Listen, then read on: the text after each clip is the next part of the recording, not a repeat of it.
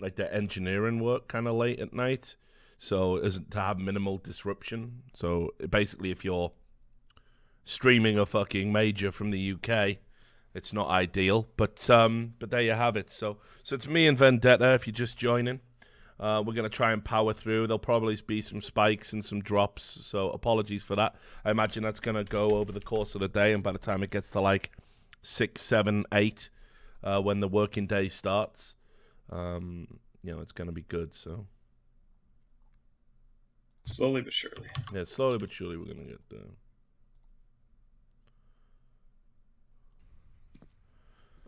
And another Inferno game. Oof. I mean, it is just reminiscent of how it was last time it was in the map pool as well, right? Like, it's always going to be played the most.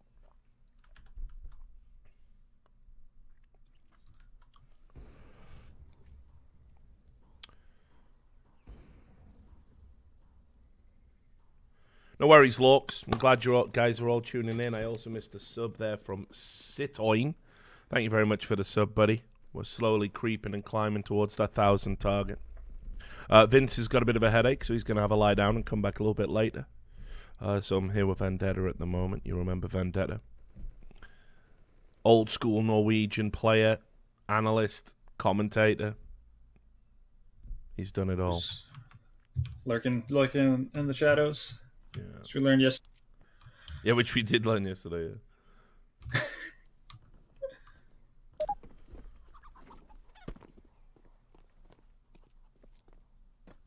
And I'm really hoping that Vega just doesn't get trounced in this one. Well, look, they like to have a go on Inferno Vega Squadron. I mean, obviously it got to heavily favor Astralis, but I think this is as good as map as any for Vega Squadron to make a stand on and make it competitive. So, yeah, for sure. I mean, we did see some iffy moments from as well. So they haven't exactly been in top form. No, like we saw something being before the break. So that might be the big chance. But there's no way Chopper can have a game like he did. Vega, like even though JR was going off, like they need, at the very least both of them to play really well to have a realistic chance of doing anything. Yeah, I'm gonna wait and see like what kind of a Chopper turns up. It'd be great to see Chopper and fucking JR go off against Astralis and make it real interesting. But that would be fun.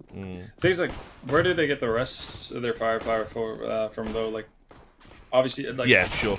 Kibakin's not going to do anything for you in this kind of a matchup. I think.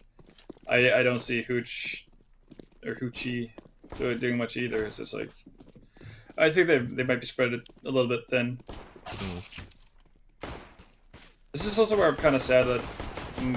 Like, I guess this is eventually what they're going to run into anyway, right? Like that issue when they go up against some of the best teams in the world is that their map pool is not going to be necessarily that strong. But I really wish like a lot of these mid-tier teams would like have an untraditional map pool, if that makes sense, right? Like that they would specialize in maps that are wonky because they're not necessarily played that much at the highest level. I think the dream for Vegas Squadron would have been if Astralis had sort of left Mirage in there for them. Oh yeah, they were really confident on that yesterday. Yeah. Lower the volume of the in-game sound. That's the first time that's ever been asked on this stream.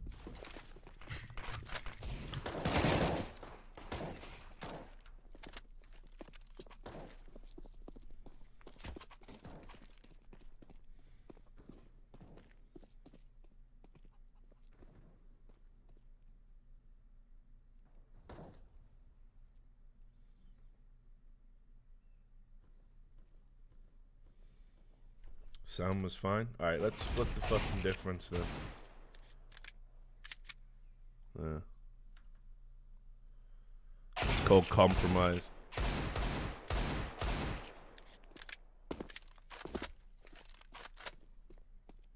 But yeah, I mean, like, I got Astralis for this one. I think it'd be cool if Vega could, like, make it interesting, take 10 rounds or whatever. Guess they're starting on the T side, so there's at least one thing going on this in the favor of Vega, I suppose. But yeah, no, I think it's like unreasonable to believe that Vega can win out anything, right? Like as good as they've been. I think like at this point everything they do is kind of a bonus. If they have like they can go like they can lose the rest of their games, go 1-3, but they could still be pretty okay with how they performed for the better part of the tournament. Yeah. This is kind of a bonus stage for them.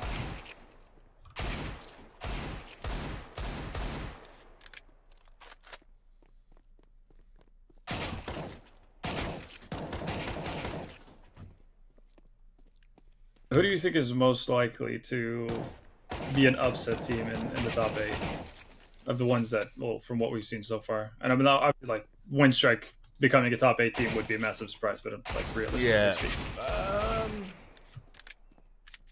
You know, I still want to say Tyloo, but I'm biased as fuck. Oh, dude, I'll get on board on that for sure. You know, and I guess at this stage, I mean, gotta say big, right?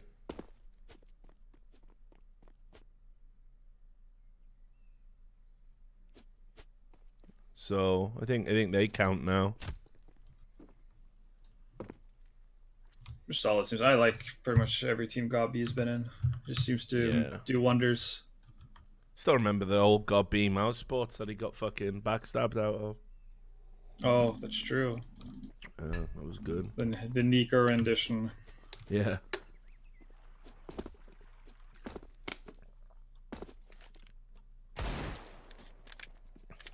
I love the fact that Jason's just so committed with his prediction with Vega. Yeah, like I say, so committed he's just got a fucking folder full of shark gifts. Yep. Specifically for this. It's like some people do research and matchups and whatnot for the major. I mean, again, you know, you've had plenty of opportunity to study Astralis for your Vega Squadron. I'm not too sure they're that kind of team. I think they just like to do what they want to do. I think this is, like I say, a decent enough map. You know, they couldn't get Mirage. That would have been optimal. This isn't too bad. Yeah. You know, I think Dust 2 or Inferno is as good as you could hope for. Because obviously you can't give Astralis anything like Overpass or Nuke. Oh no, yeah, I know. Go terribly for you. Yeah. So you know.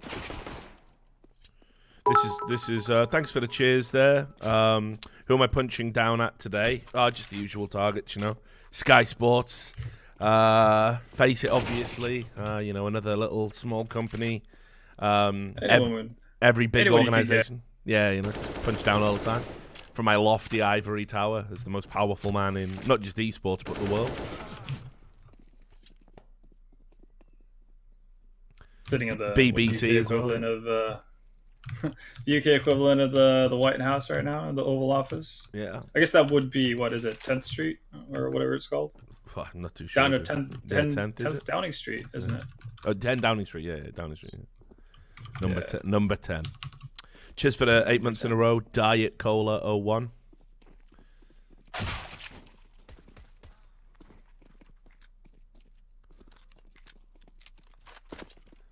I mean, I wouldn't care. That is my best quality, as the Face It marketing manager pointed out. That I am visible. That's it. Like that's my best quality. It's not all the work I've done. It's not the knowledge. It's not the big picture awareness. It's just my visibility, really. It's just, somehow I managed to be seen. Thanks for the sub there, Doc J.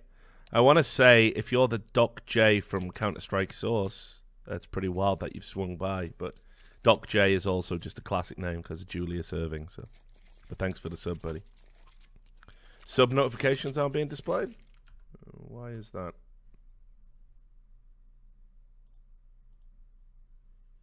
They should be, homie. Guess we'll find out. Let's just watch the game, and I'll fix it on the fly. Not you. All right. Well, always nice to meet another Doc J. So. Everyone's a fan of Julius Irving, right? Yeah. Oh yeah, by the way, during your time in Atlanta, did you get to like go to any sort of games, whether it's same? No. I didn't really do any of that shit. Like, I was too busy always working or fucking drinking. You know, the usual divide of my time. You know. Nice, Tony Black looking good.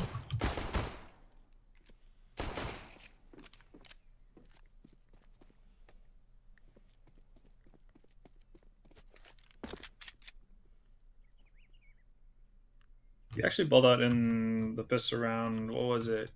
Yeah, no, yesterday as well. Well, Zipnix is a fucking master of the clutch, but this is a bridge too far, I reckon. Is he actually looking to save the CZ here, or is he going to go for it? I'd probably be happy to hold on to the ZZ, actually. Oh.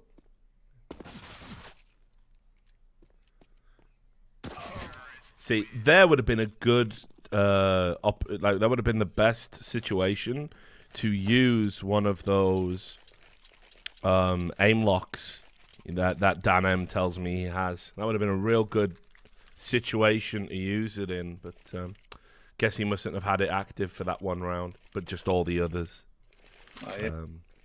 Our guy, you know, he's thinking about the fact that he's the last one alive, so surely, you know, he's gonna. Yeah, probably should have been too obvious. He's probably saving it for a less important round, you know. Exactly. Also, really got to say, like, Astralis immediately going to be confused. Did Kipperkin just get 4 kills in a pistol round? Tony Black, you mean? He's sorry. New, reinvigorated. Thanks for the cheers, Karen Jeff. Sounds like a Celtic or Gaelic name, that does. Karen Jeff. Yeah.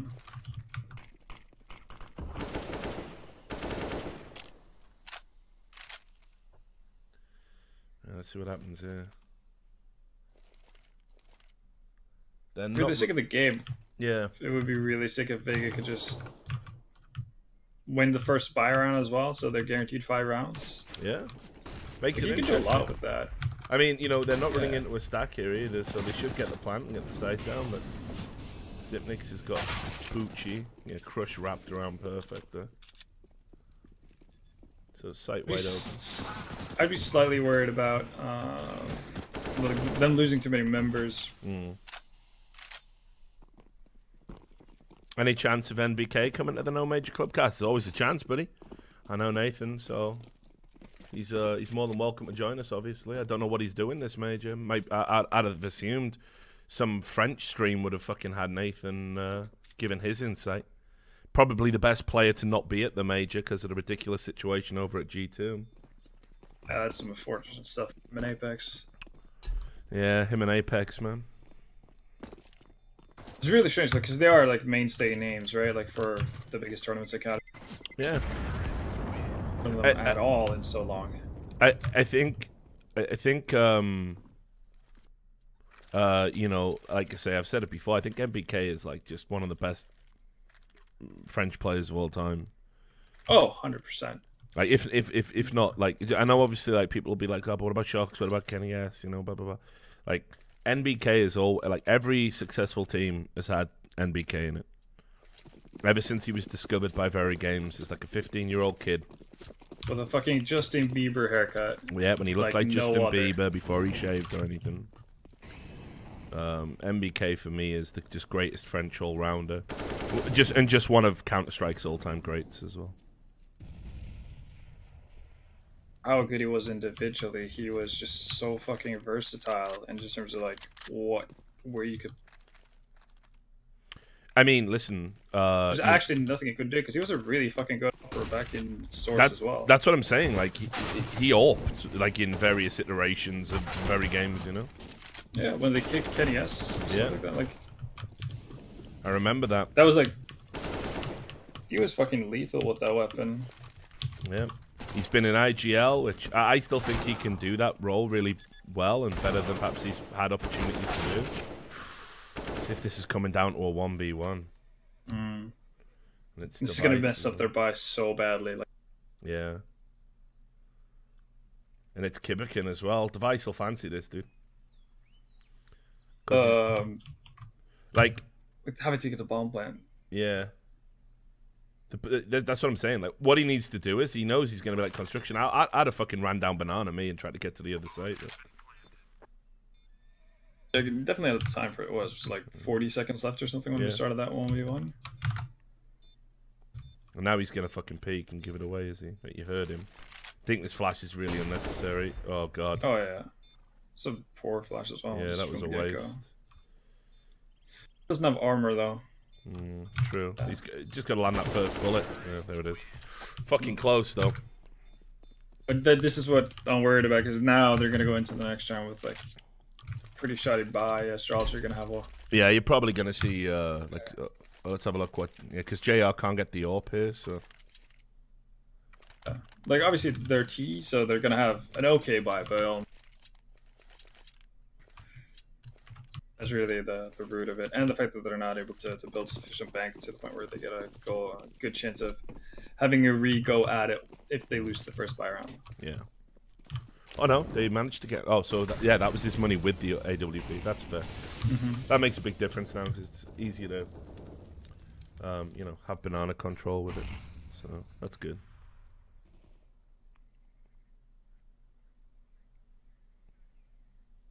This is a great start for Vega, dude. Like, yeah, no, well, I think it's the needed start, right? Like, yeah, how did they grind out rounds? Just like imagine having to win like 6 or 7 weapon rounds only versus Astralis. Like, how of a job isn't that? Thing is, this is a winnable. This is also like a winnable buy. Like, if you look at the utility over on Astralis, it's not great. They got that UMP on Glaive, like. If Vega Squadron get the first couple of kills on the contact play, like I think Astralis have to save, right? Yeah, no, they should have to.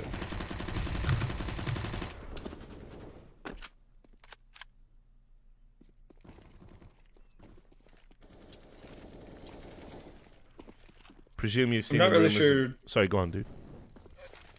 Just the fact that Vega is like setting up for, I don't know, like a fake towards this B bomb site, but they've spent pretty much all their utility over there. Yeah. It's like how are That's they what I mean. As soon as they hear that UMP, right, and they see the fucking, you know, flashes and smokes coming in, that's got to be the site you commit to.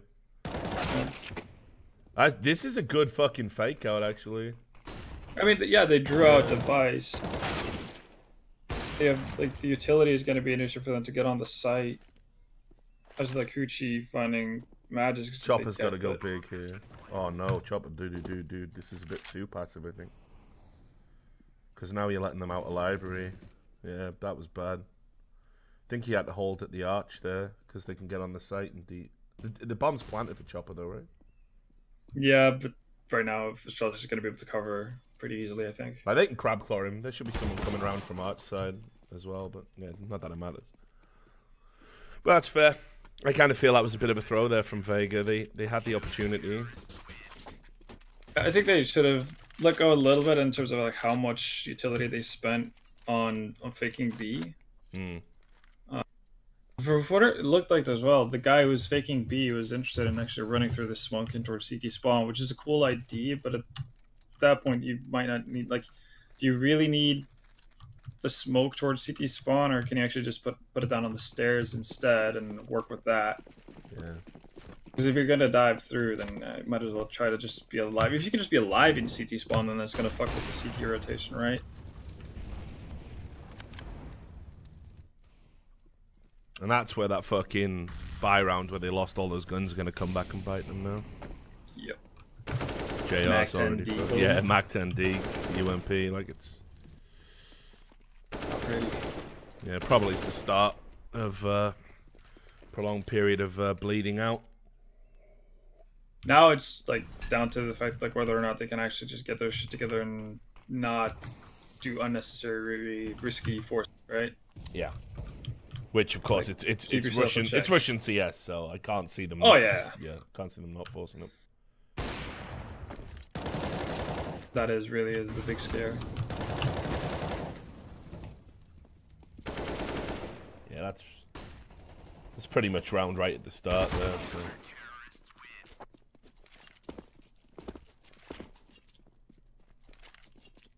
I do get the feeling that the rounds that Astralis win are going to be pretty one-sided, and everything Vega gets is going to be really scrappy. But they could, like, I can see them, you know, being scrappy enough to get quite a few rounds. Yeah. But the chances of them being able to reset Astralis too often, I don't think that's going to be a realistic hope. Mm-hmm.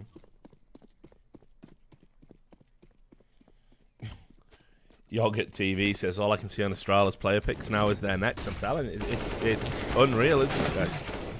It's unreal. They have got, you know, some fucking neck on them. Oh, another great pickup for Astralis would have been Nekis, obviously, from the old Luminosity lineups. That's a good one. Yeah, arm and neck. So neck many. is, yeah. There's All so the many necks. potential replacements here. Nobody can feel safe at Astralis. Maybe that's why they're performing.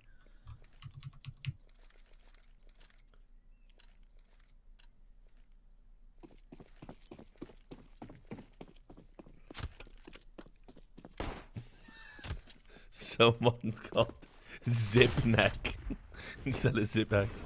That's funny as well. Holy shit. Neck puns. Pinnacle of banter. Yeah. And of course, just, yeah, necks fucking big. Oh, you obviously got necks, though, right? Yeah. We should come up with the alternative We could get Astralis neck where all-stars. yeah, the neck all stars, yeah. It'd be pretty good.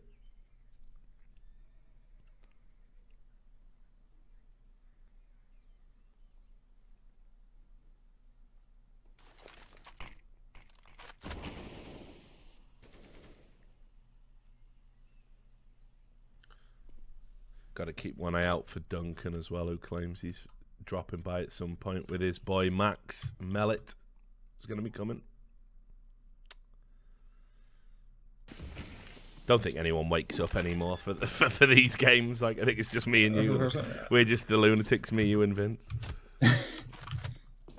We're the one with alternative sleep schedules, so Yeah. so it has to be. Well, there you go. Another round, man. Big saves from Astralis coming in. That's also one thing that makes it so tough to play versus Astralis, because they don't like fuck around with taking chances like this. Yeah. Like, they'll happily save those for if they, like, if just the percentage of them retaking isn't great. Yeah, I like that. Like, one of the things that Astralis do better than a lot of teams is, you know, manage that money, manage that economy.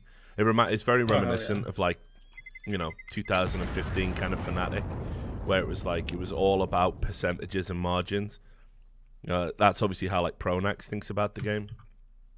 Yeah, and it's it makes it so couple much that with their, like, use of versus timeouts as well. It's pretty good. Yeah. It's like frustrating as hell to play against as well, because you go up against a team and you're thinking to yourself, like, now they're on an eco, but they've saved enough, so they're not on an eco. And then you go into, like, 2 rounds later, like, well, now they have to be on an eco. And at a certain point, you could just come to the realization of that, well, been losing, they've got, you know, loss streak bonus or what have you, so, like, they're actually not going to be able to buy. Yeah. And that's just that's super annoying to play versus, because you never get any sort of, like, freebie rounds. And then you see they immediately go and do that straight into a fucking strong buy. Let's just run into this fucking nade and molly stack. And round over. To see it. Oh god, I don't want to talk about the Oakland Raiders, dude. I've had my fucking heart torn out the last fucking couple of weeks. We're trading Khalil Mack for 2 fucking first round draft picks, which, you know, given that I think out of the last like 3-4 years of drafting, we've got like Amari Cooper left. Not gonna put my fucking faith in that. We're gonna draft amazingly. We also didn't we draft that guy whose like heart had exploded and he had to be brought back from the dead. Remember that? I can't remember his name now. That fucking linebacker that got injured or something. So, don't think we're the best drafting franchise out there. Khalil Mack nearly single-handedly won the Chicago Bears' opening game with a fucking strip sack and a fucking pick 6. We've got no pass rush at all now in the Raiders. Like, I mean, what I gotta hope that fucking Bruce Irvin gets his shit together. All right, cool. And then on top of that, you got Derek Carr fucking throwing like a fucking rookie quarterback. We got our shit absolutely fucking pushed in by the fucking Rams. So no, it's sad as fuck. I mean, yo, Cooper is a fucking baller, but like Derek Carr threw him what, like twice against the LA Rams. Like what the fuck are we doing? So long season ahead, man. I mean, we were already 6-10 last season. So you tell me what Gruden's gonna do now, man.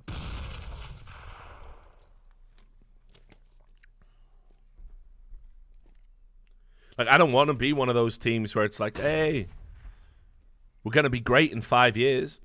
I might be dead in 5 years, motherfucker. I want to see something now, you know? Whoa. Oh, there we go. Device made up for that.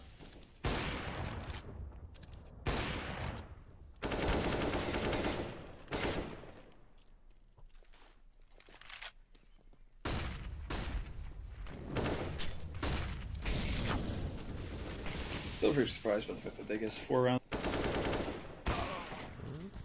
Back and forth.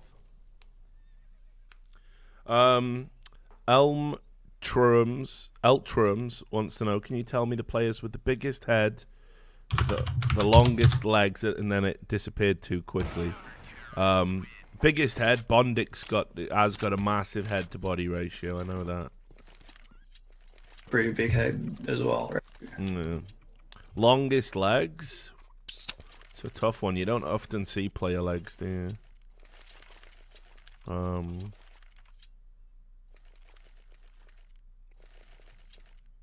So yeah, not too sure. Yeah, the scientific research hasn't been done yet on that. Everyone's been focused on chests and necks for obvious reasons. So it would be a safe bet to say, like, just who's the tallest player.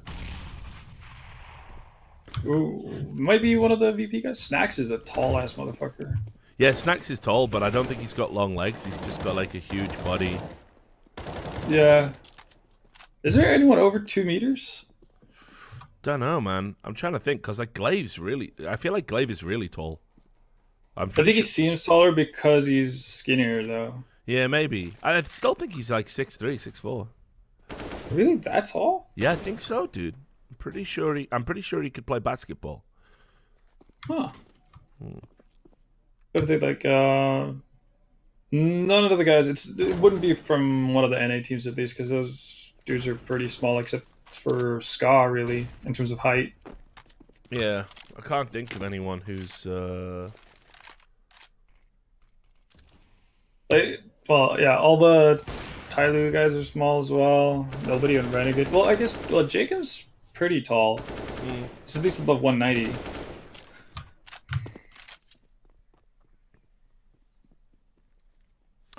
Without naming them, how many people in the scene off the top of my head are just absolute human garbage? I can't think of many players that are absolute human garbage. It's like 3, 4. Well, consider this though, like active or retired. Yeah, I mean that's a different thing as well. Like for me, you know, I mean like human garbage, like to be completely irredeemable. You got to really go some. You got to do some pretty fucking heinous shit. So it's quite. I can only think of retired people in that sense. Yeah. Because I think if you are that kind of a person, you don't really last too long. You don't stick around. Tell her, like, I can definitely think of one player that's absolutely human garbage and done some fucked up shit that no one knows about. So yeah, that's one. That's one player I can think of.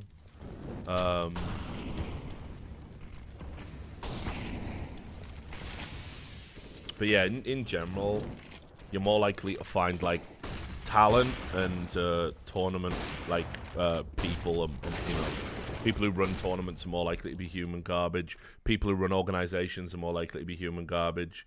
You know, like you think about that guy who runs Denial.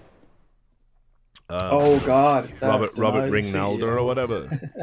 Like who literally for 2 years has just been robbing people, lying, pieces the fuck out, owning like, you know, dozens of players, like tens of thousands of dollars, and he fucking now just starts his own business making doggy treats from craft beer brewery grain. They convert. What? Yeah, apparently it's good for them. They've got some system. So yeah, I mean, what's interesting is like I met Robbie Rinaldi. Came out with a friend of mine at when we were doing an event in Atlanta, right? And for E-League, and late one night I got invited over to this party It was in a hotel lobby, you know, one of those late night ones. It was already about 2, 3 a.m. And we picked up a couple of bottles of Jack and we sat down and we were hanging out and it was good, you know. And then, I don't know, like a lot of people were kind of like, I don't want to say being kiss ass, you know, but it was like they recognized me and, you know, they wanted to talk over esports and have story time with Richard Lewis and stuff. And that's cool. You know, I'm all down for that. Like, it's always good to meet new people and talk about esports in the good old days. But like Robbie Ronaldo was there, right? And he started saying, yeah, man, I remember CGS. And I was like, oh, okay. He was like, yeah, I played on one of the CGS teams. And I'm like, no, you didn't. Yeah, no, you didn't. And everyone was like, oh, really? And I was like, yeah, really, Robbie? Like, what team did you play for? And he was like, oh, you know, and he like named some team. And I said, well, that team was never in CGS. And he was going, yeah, you know, don't you remember? And I went, no, I definitely don't fucking remember because it's not true. I said, like, I might have had like a fucking bottle of Jack Daniels, but I know you're full of shit on this one. And then he went, no, what I meant was we played in the qualifiers. And I was like, you didn't do that either. Like, you weren't. No, I mean, and then he went, no, the open qualifiers. And I was like, oh, you were just. Yeah. And I was like, listen, dude, like, you know, like, you don't need to bullshit me to, like, you know what I mean? You run an org, whatever. But, like, don't try and synthesize your esports credibility because I don't like it. And everybody got super embarrassed because he kept trying to dig his way out of this, like, hallway. He just clearly lied. It got to the stage where the people who would come with him asked him to leave and, like, just took him. They were like, you're drunk and you're embarrassing yourself. Just go to bed. And, like, everyone was, like, apologizing for him. And I was just like, oh, don't worry about that, dude. It's just, like, it's esports, man. There's so many people who want to tell people, like, oh, I was there at the beginning. I was there at the good old days, you know? They want that credibility now that the money's coming in. It's super weird though, like how many people would try to go that exact route, right? To gain credibility. Like, you see it all the time in LinkedIn, right? You see it all the time. LinkedIn. I look at LinkedIn, and it's like 15-year esports veteran. Never heard of you. What esports were you in? You know, because it would have to have been a really obscure console esport for me not to have heard of you. And then there's an argument to say, is it even esports at all, right? Yeah, these people are like, you know, they've all just come out the woodwork now. You see all these consultation companies, like, you know, and it's potentially harmful. These people are talking to, you know, sometimes they look their way and, you know, talking like big money sponsors. You know, that Denial dude had a sponsorship with that big Vegas guy. You remember? I want to say Steven. I can't remember his surname, but like he was funding. Like Penta, he was funding Denial. And it's like, can you imagine if you're like some big Vegas mogul being told esports is the next big thing and your point of contact for esports is fucking Robbie Rinaldo? Get me the fuck out, like. Yeah, it's gonna leave a sour taste. Steve Wynn. Might have been Steve Wynn. I can't remember though. I'd need to double check that. But yeah, you know, like he put money into 2 esports teams, both of which were pretty bad. One of which was fucking Denial, you know, and it's like these you can burn these people like once, maybe twice before they never come back again. I just you know, and it's a little bit on them too, right? Like they got to do their research and know, like if they're talking to fucking hucksters and shysters and swindlers, right? But I think one of the issues for just who do get duped that way is that. Like, yeah, you have to do your research, but there's a limit to how much solid and concrete information you can get, and it's hard to figure out whether or not it's necessarily legit. Yeah. In the sense, and like if you think about the places or the industries where these people who, you know, want to invest in everything come from, at least they have some sort of a background where you could have studied this or that to actually understand how that world somewhat works. But how the fuck do you understand esports unless you've lived it? As cheesy as that sounds. No, but it's true. I wouldn't presume like walking like, I don't know, a fucking to Wall Street and sit down at a desk and be like, right, well, I've seen the movie Wall Street, I've watched Wolf of Wall Street, I've read the Financial Times like 2 or 3 times on a plane, so let's make some fucking money, dog.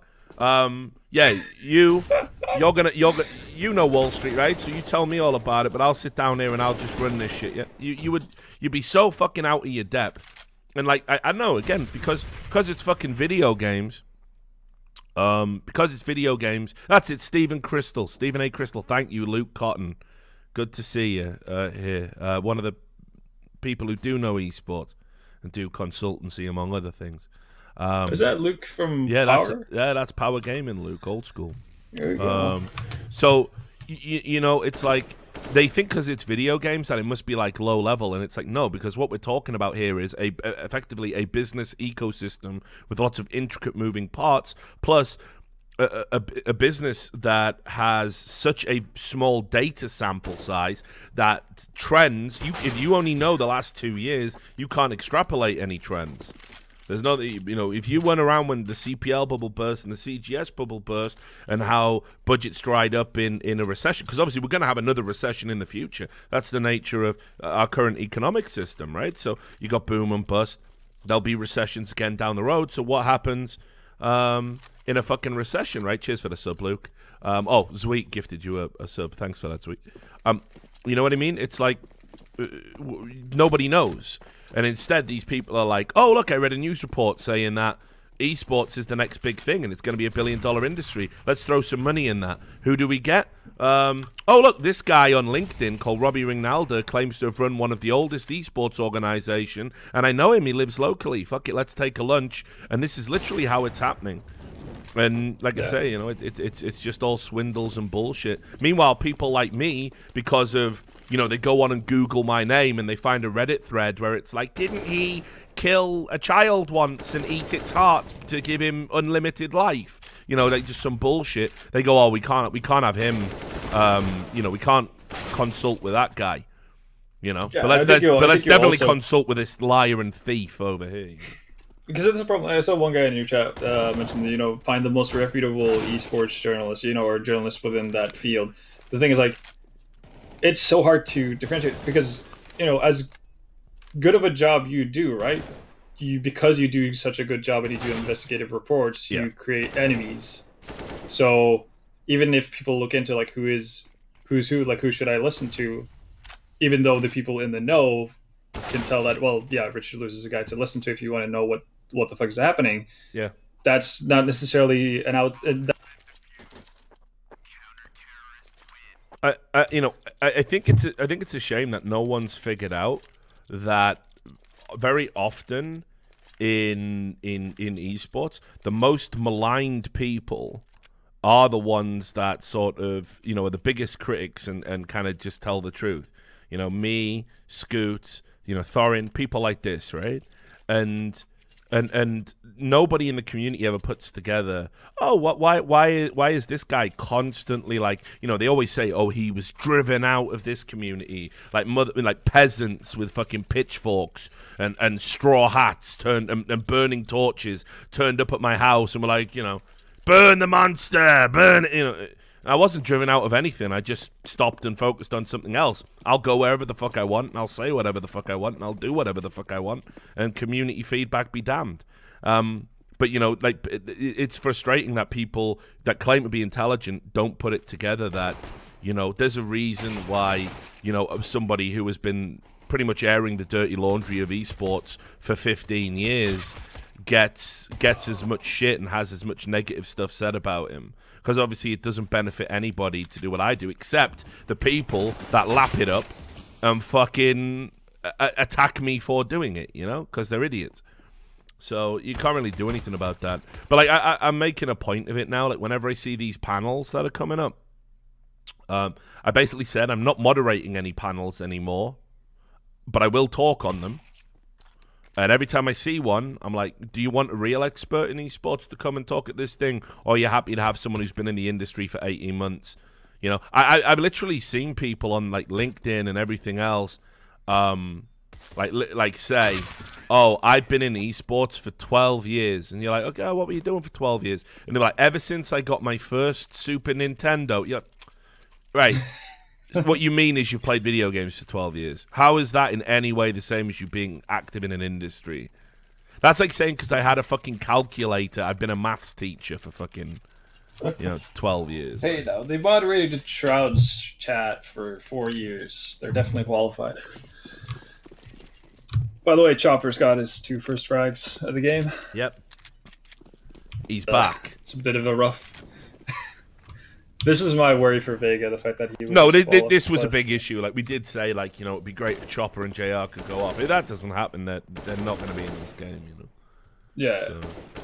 So, to Randall Thor 85, who says, why is the stream at low quality? It's at low quality because I've had internet problems today. So don't be a snarky cunt, because I don't really like that, especially at 5 a.m.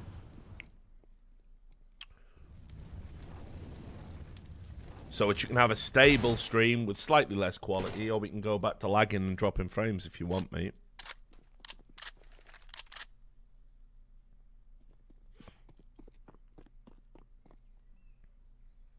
It should be a pretty quick and swift death for Vega Squadron in this game. Yeah, I think so. At least we get onto a pretty fun. Oh wait, no. Are they alternating 1-0 matches and 0-1? Yeah, I think they've like tried to set it up to keep the stream, you know, compelling, right? Yeah, because the next game is not, and that's Cloud9 versus Hellraisers. But at least that's gonna be quick, right? Yeah. Like Voxic and Is are just gonna run a train on them.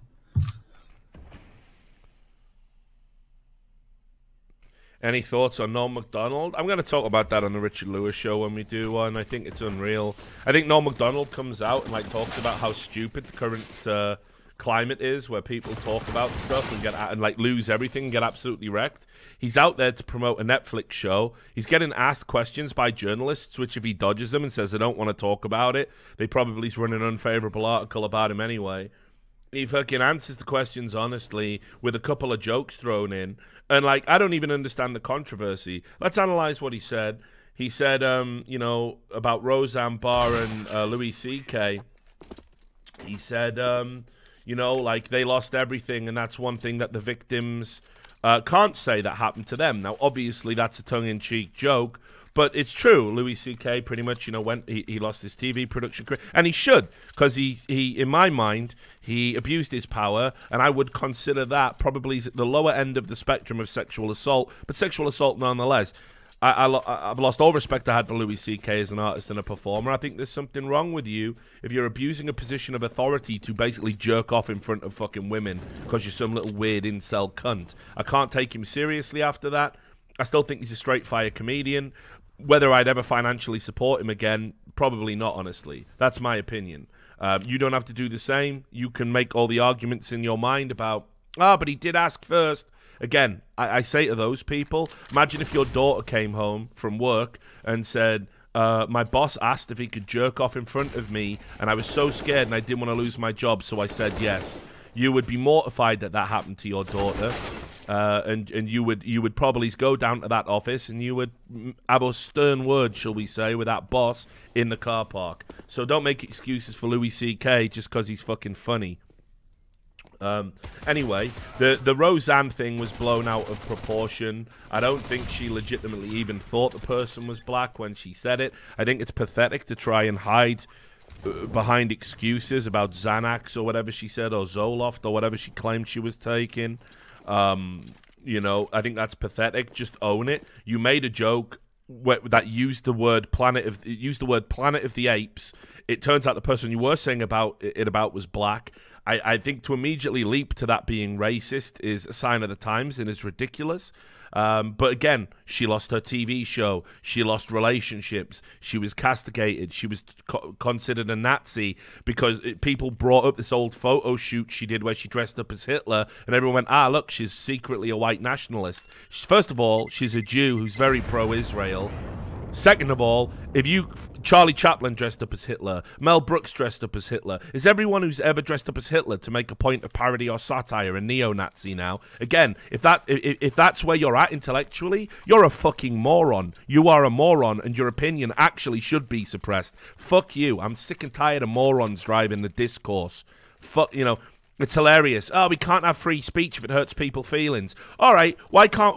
If we're all for suppressing free speech, given that morons with followings are the most dangerous thing to free speech, which is the same argument you use about Trump's Twitter, why don't you shut the fuck up, saying if you dress up as Hitler to make a satirical point, you're immediately a Nazi? If you believe that, you're such a moron. You should sit in a corner, have time out until your brain catches up to where the rest of the human race is at, you fucking absolute cretins.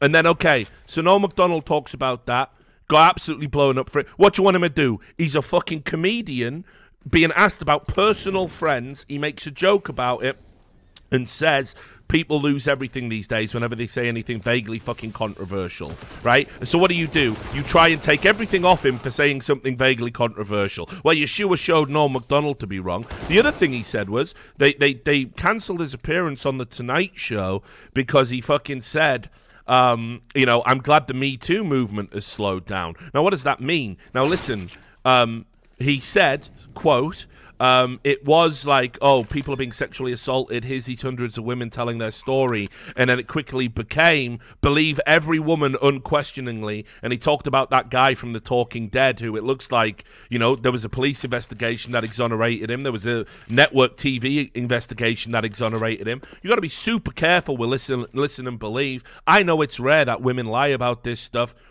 You know, but I've had it happen to me. The crazy bitch who cut my fingers off lied about me, you know, hitting her and stuff like this to people. And I had to explain, like, you know, it's not real. It's something she's saying to emotionally manipulate people in our mutual friend circle. It does happen. It sucks when it happens. There's been guys who've gone to jail for false rape allegations. And unfortunately, if you're a free and just society, you've got to believe that it is better to let a guilty person go free than an innocent person go to prison. That was one of the defining principles of free, Western, egalitarian, enlightened society. And if you don't believe that, you want to go back to the fucking dark ages where we burned witches. It's incredibly dangerous. Listen and believe is a dangerous mantra. I'll listen to a woman who comes to me privately and tells me a bad thing happened. I did it for Riot Games. I absolutely believed them, but I reflected and I analyzed the evidence that was in front of me. And all Norm MacDonald was saying is, we need to do that rather than blindly end people's careers based on things that disgruntled partners of both genders say.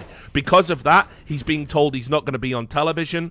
They're going to try and cancel his Netflix show. It's an absolute disgrace. This is what everybody who buys into outrage mobs has signed up for. We are witnessing something very rotten at the heart of American intellectualism right now and American liberalism.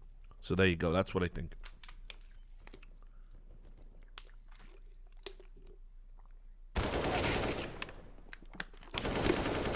And Astralis going to win 16-4 like I predicted, so let's throw that up there.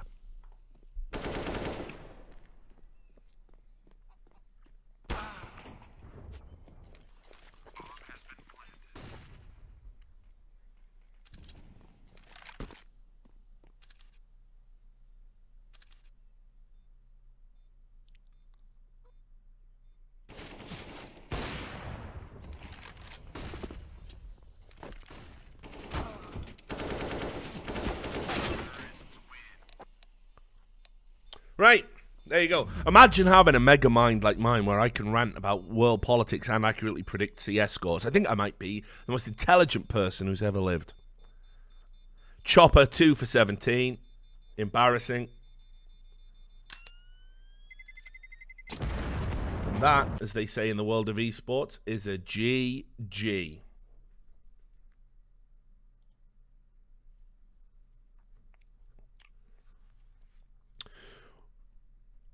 I am Megamind. That's who I am. I think, yeah, Ven heard the rant coming in and has muted his mic and disappeared. So it's just me again.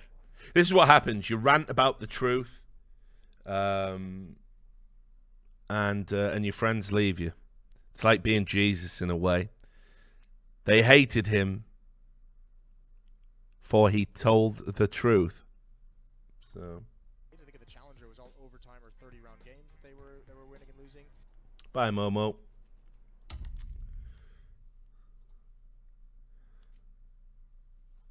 Yes, I realize I did just compare myself to Jesus. I did it ironically. I hope everyone realizes that.